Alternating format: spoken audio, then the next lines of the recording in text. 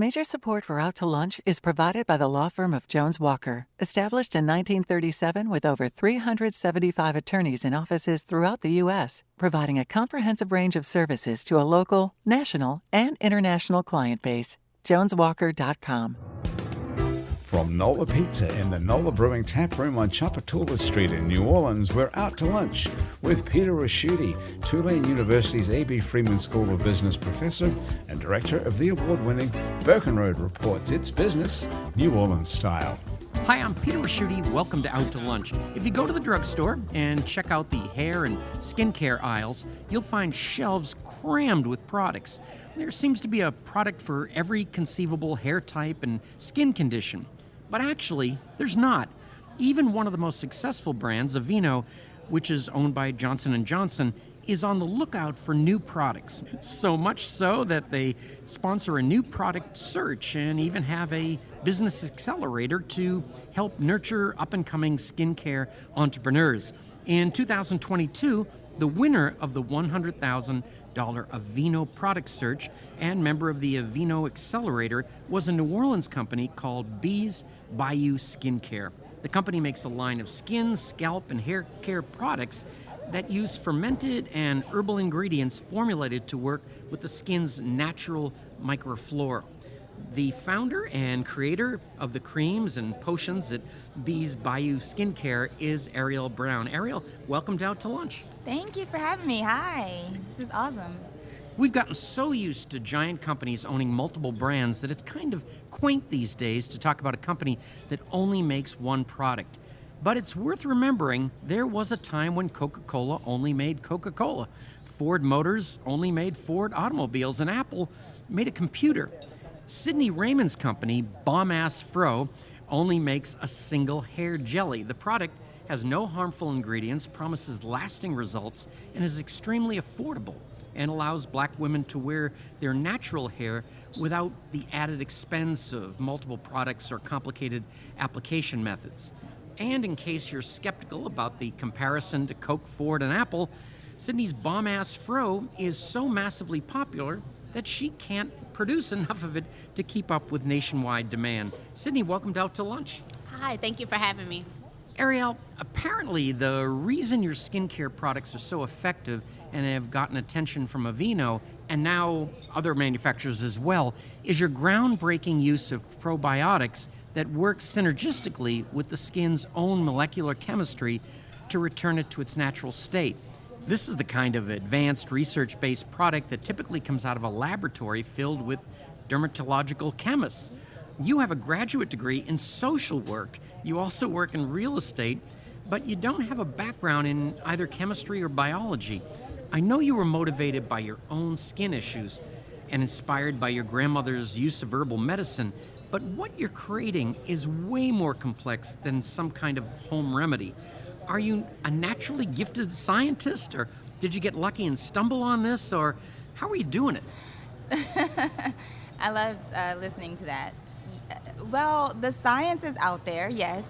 The research is public out there, and I can read and I can study, and that's what I did. But you're right. I don't know exactly how life finds a way to make these things possible, but it does, and I'm open to the possibilities. So I think I'm just a steward of that knowledge, and I'm a steward of people's skin, and I take it really seriously that I am using ingredients that aren't always the most known or popular and trying to make them known and popular, which is very difficult to do as a very small, mostly one-woman show at the moment with some team members who aren't even all local. And so I'm really trying to help educate both myself, my team, our stakeholders, our customers, so they feel confident in what we're creating. But yeah, it's all based on scientific research that's out there. A lot of it is new, like the last 10 years.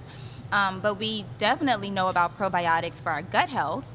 And I had been taking them for my own gut health and hoping that it could help my eczema issues and my flare-up issues. And I just thought, hey, wouldn't it be cool if?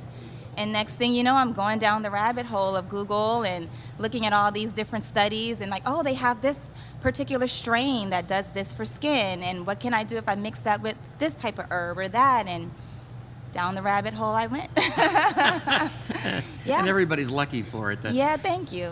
Sydney, the story of Bomb Ass Fro is the kind of scenario that startup businesses imagine in their wildest dreams. You came up with a hair product that black women can use to wear their hair naturally, that looks good, feels good, is easy to use, and is affordable. They sound like tough claims to substantiate, but you don't spend a single penny on marketing trying to convince anyone. Instead, you send the product to some social media influencers, and they use it and love it. And before you know it, almost literally overnight, Bomb Ass Fro is a huge sensation.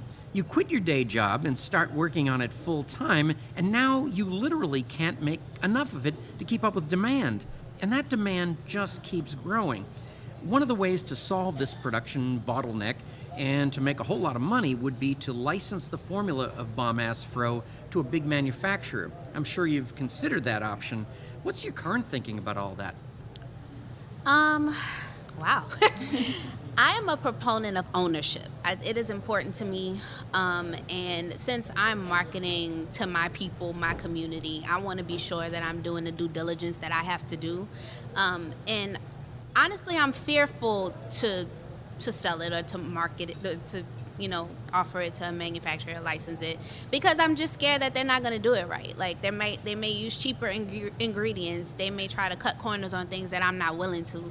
And so right now, I'm still growing my customer loyalty and my base, and I want to make sure that they trust me enough to know that I'm providing quality, and that when I expand my line, I will continue to do so. So that's why the licensing thing is great, and I can make a ton of money, but I'm not just in it for the money, and I have to just stick to my core and serve my people, and that's values that Bomb Ass Fro holds, that I hold, and until the situation is right, that's what I'm going to stick to.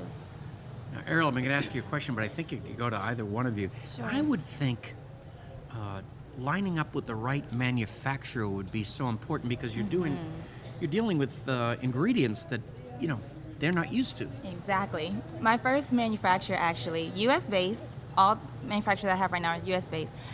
They told me initially, no, we've never worked with this before. I'm sorry, we can't work with you. But I'm like, but I want to work with you guys, because it took a lot of research to find a manufacturer that would be U.S.-based, that would have the experience working with natural products, and would have low minimums, because I was going from DIY in my house, in my kitchen, to now I have to order a whole lot at one time, and that whole lot needs to be small because it's coming out of my pocket and it's coming out of the proceeds of the business. I'm just recycling money, and I have to make really smart decisions with it. So I stayed on them. I went and found the raw material manufacturer themselves that had a lot of detail about the ingredients, certifications, testing, all of that, so they could see, yes, you haven't worked with them before, but I have all this information for you already. All you have to do is put it in a bottle for me, please. And they did. And we've continued to work with each other. Now it's been almost 3 years, So, yes, it is.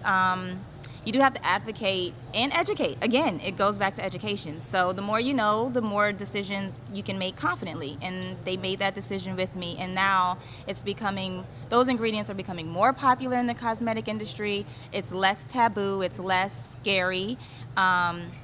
And there's more research to back it up. So I feel really good that I pushed them on that. Yeah. Yeah, I'm not confident in my chemistry skills at all. You're supposed to major in it, I went the total opposite route from Arielle. Like, I didn't formulate in my kitchen at all. I just hired a chemist because I just wanted to avoid all of those learning curves. I was not trying to do science. I was just trying to make some good stuff. Yeah. And so that's what I did. And, like Arielle said, the biggest part is finding a manufacturer who has low MOQs, which is minimum order quantities, because most of them want you to start off with ordering, I think, 10,000, 15,000 units at a time. And, for small businesses who are just starting, you don't have the funds to do that unless you have some sort of capital back you. Right. And I'm self-funded as well, so It took a lot of trial and error. I kissed a lot of frogs for sure, but Same. we got there. Yeah. There's not many in Louisiana either. Like, there aren't many beauty I don't think there are any. There's a couple of chemists, and that's the two that I have seen on Instagram. Right, no manufacturers though. No. Yeah, so yeah, a job opportunity for sure. But yeah, business opportunity. Somebody out there go make that happen. Yeah. We need you. But yeah, the manufacturing piece is huge, and it's the biggest hurdle, I'd say. I guess I've been just thinking about your two businesses over the last couple of days. I would think you've got a manufacturing issue, but the flip side of that is you probably have an inventory issue. Yeah, there's always the marketing and inventory scale for me that I try to balance every day, because you can have a lot of product that without either awareness and marketing no one knows about, or you have not enough product but you can market. Well, then you might run out of product because you've over marketed what you have. So for us, I think that funding gap that exists for small businesses, that is where it makes a difference if you stay in business or you don't, because you can easily just say, I don't have enough for inventory, or I don't have enough to get the word out. And a lot of people give up, or they just don't have the resources, or they can't find the right resources. I mean, we've been blessed to find some amazing people and funders that are out there who are interested, and that's our decision if we move with it. But having those options really does help, because yes, inventory is the name of the game. Yeah. And now you know this, from experience. This was a big issue for you.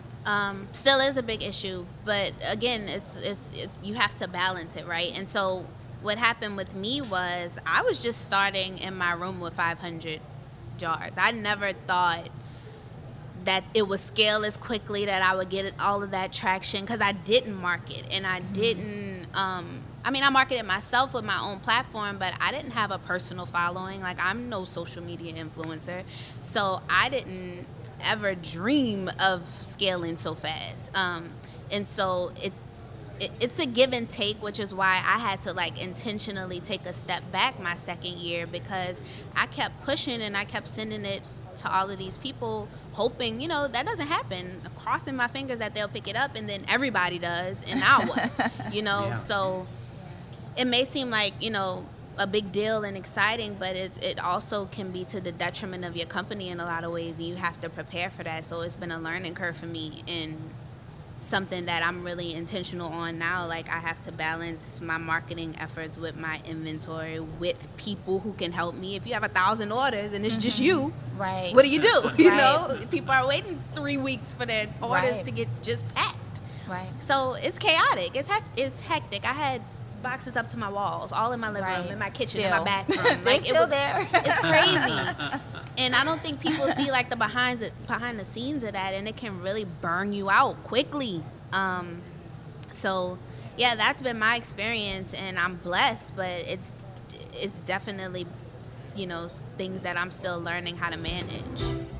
You're listening to Out to Lunch. I'm Peter Raschuti. I'm talking with Sydni Raymond, founder of hair care product Bomb Ass Fro, and Arielle Brown, founder of hair and skincare product line Ass Bayou Skincare. Arielle, I want to ask about financing. You're probably kind of at that stage, or you've gone out of. There's so many different ways to do it, but if you do, private equity, for instance, you lose a piece of the company, and then you go to the bank, and debt is real debt. Yeah. How'd you decide what to do, or what are you in the process of doing? Okay, so on the money. So for me, the initial taking any type of money just happened organically. So I'm using a platform called Shopify, and it runs most of my e-commerce, and anything e-commerce related pretty much ties into my Shopify, whether that's from Etsy, Amazon, whatever. And so as they're seeing your data, they also have a funding arm, and they know the traffic that's coming in. They see your profit margins. They see everything.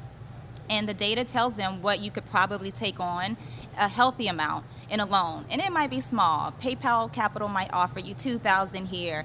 Shopify Capital might offer you $10,000, but you know you need it for inventory. And again, I'm recycling, putting the money back into the business. So I already knew, okay, yeah, they can see the momentum. I know what's coming in about each month, what I'm spending. I can take on a little debt and pay whatever that is. The only thing with that type of loan, which is considered a term loan, is the interest is higher and they want their money faster. So they want it every single day. Every bit of sale that you make, they want a piece. It could be 13 to 17%, which is a lot, you guys. I don't know if anyone's ever taken that type of money on.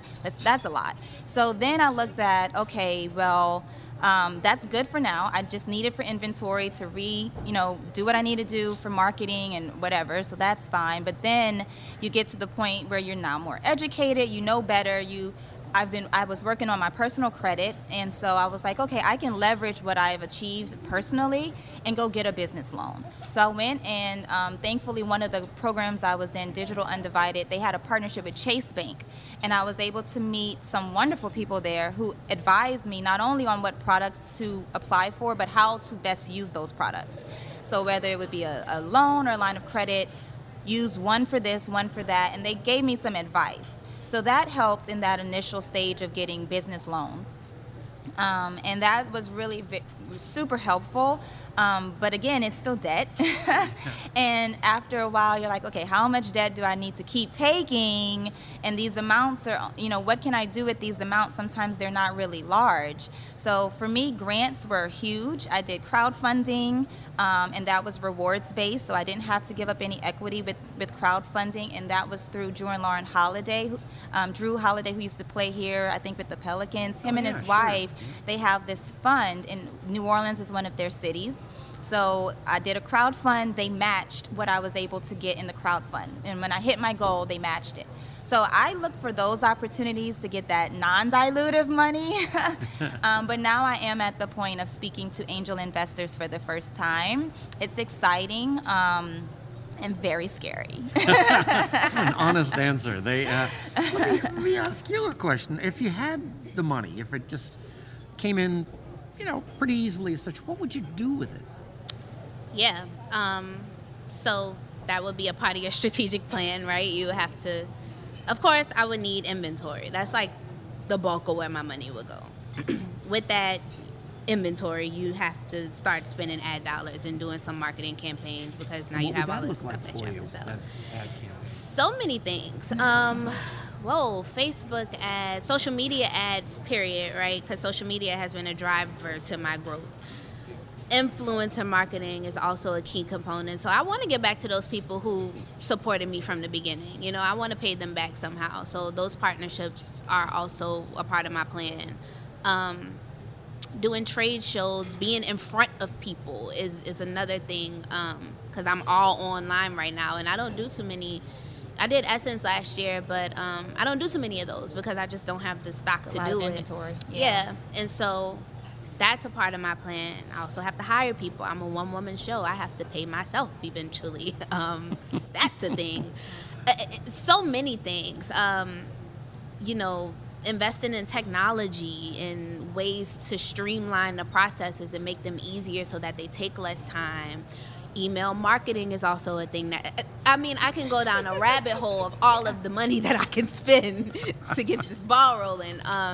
But it's also about being strategic, yeah. I want to ask you about, are you, either of you, on the shelves, or is it all social media and directly, business to consumers? Yeah, I'm solely direct to consumer. I have a couple wholesale partners, like, beauty salons who purchase my product at a wholesale rate, but I'm not ready for retail, to be honest. Okay. You have to be ready for that, because it can also crush your business. And so I don't want to move into that too fast without, really measuring my traction and really like having a core, because I run out so fast. So I haven't really been able to like get those metrics yet to know if I'm ready for that.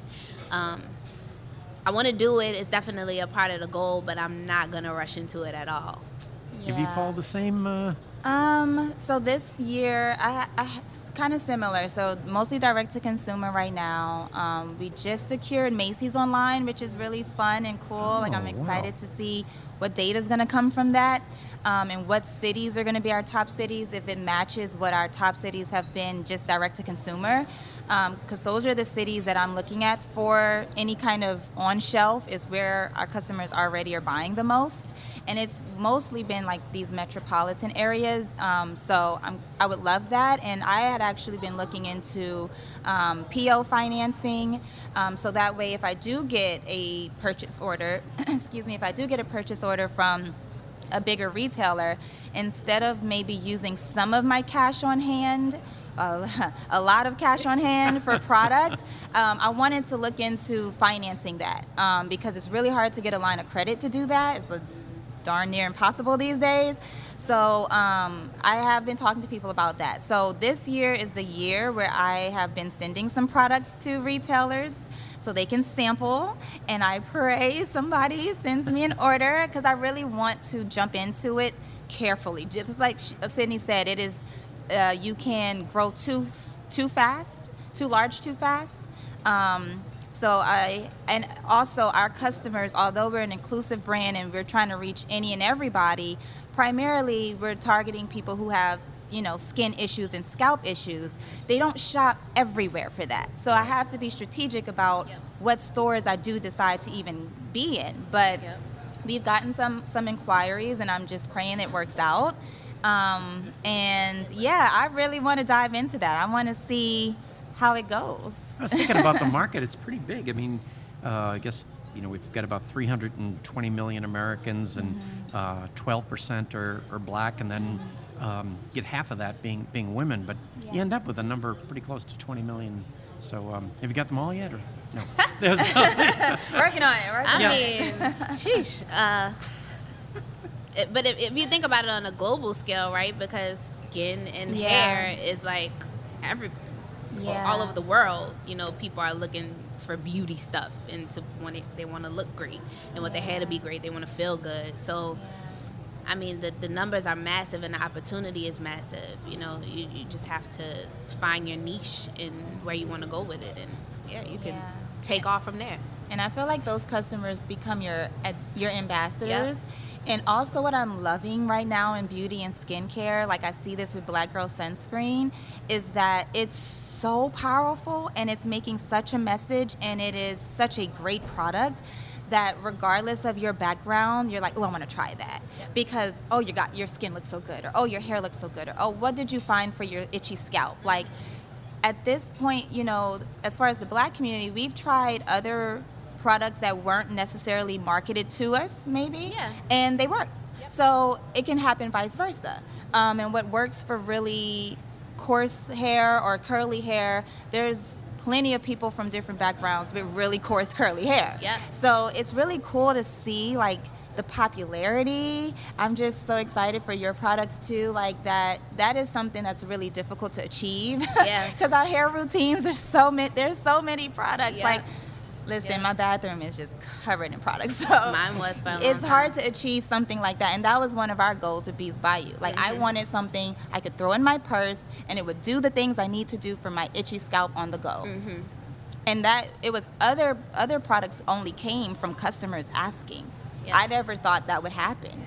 So what I've been thinking is when you start out with a food product, you get to grow to a certain level, and then all of a sudden you need FDA approval and all that. Right. What is it for hair and skincare work? Yeah, it's kind of like an open market. Mine is a little more specific, so I'll let you go. You have medical grade stuff. What I had to learn early on was, I was doing ads, simple Facebook ads, just letting them run automatically. I'm no ad genius, but I started learning really quickly when they started flagging me. And I'm like, why are y'all flagging me? I'm just telling you what the product does. But I had to learn what you can and cannot say when you market for compliance purposes. I had someone do an audit for me, and she gave me this amazing report on what I can and can't say. And it's like, okay, well, if you do want to say skin renewal, just say renewal.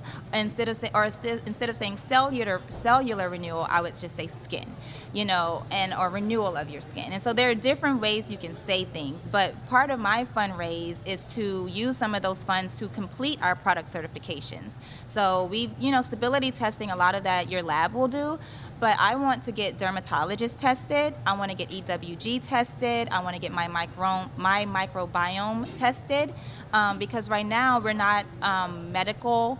We're not FDA. We're just a cosmetic brand. I really let our customer reviews speak for what the brand does and what the products do, because if I say anti-whatever without a certification, I could get in trouble, and I don't want to do that. So I don't touch that until we got certifications. And skin and hair is totally different, right? Like, I'm not claiming to fix your scalp. That's not my thing. I'm more in the literally the beauty realm of it. So it's a little different for us, because those aren't my claims. But it's still, you still have to be careful with what you promise people, because I can't promise you that your hair will look like mine. You know, I can't promise you that your curls will be perfectly defined. I can tell you that it works. I always tell people, like, whatever your hair looks like wet with conditioner in it, that's how your hair will look with my product. If you don't like it that way, you won't like it. Most people like to be encouraging, especially in entrepreneurship, where the going is tough and rewards can be a long time coming. We've all heard of the supportive cliches, follow your dreams, never give up, trust your crazy ideas. Somebody has to be the one in a million, and it could be you. But to be honest, most of us never believe any of that reassuring advice is any more than just magical thinking. Then along came Arielle Brown and Sydni Raymond. Apparently dreams can, in fact, come true. Arielle and Sydni, it's amazing that you're both from New Orleans and you're both in the business at the same time. You're both equally talented and successful. It doesn't hurt that you're also hardworking and have developed real products that actually work. Congratulations on everything you've achieved so far, along with the rest of New Orleans and the entire hair and skincare industry. I'm looking forward to following your continued success. Thank you both for taking the time to join me today on Out to Lunch.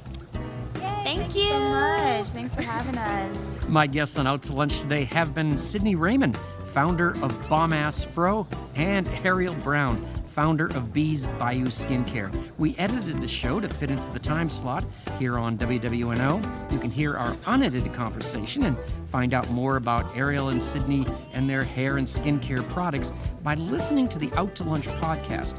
You can find and subscribe to the Out to Lunch podcast on your podcast app and on our website, itsneworleans.com. If you want to know what we all look like, you can find photos from this show on itsneworleans.com and on our Out to Lunch social media. These photos were taken today by Jill LaFleur. You can find more of Jill's photos at lafleurphoto.com. Out to Lunch is a production of INO Broadcasting for itsneworleans.com and WWNO 89.9 FM. The producer of our show is Grant Morris, our technical producer is Eric Merle, and our researcher is Maggie Mendel.